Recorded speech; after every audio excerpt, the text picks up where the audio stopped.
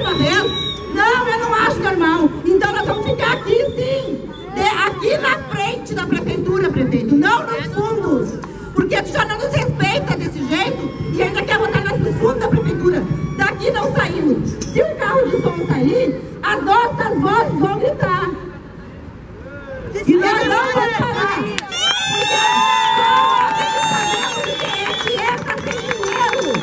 Quem já recebeu o seu salário não sabe o que é ficar sem dinheiro. Ficar sem ter o que dar, o que comer pro seu filho, tem que ficar pedindo dinheiro emprestado pra ir trabalhar, gente. Tem gente que pede dinheiro emprestado pra ir trabalhar, é o fim da picada.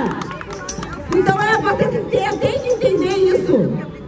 Não tem como nós deixar mais uma vez ele fazer o que quer da gente.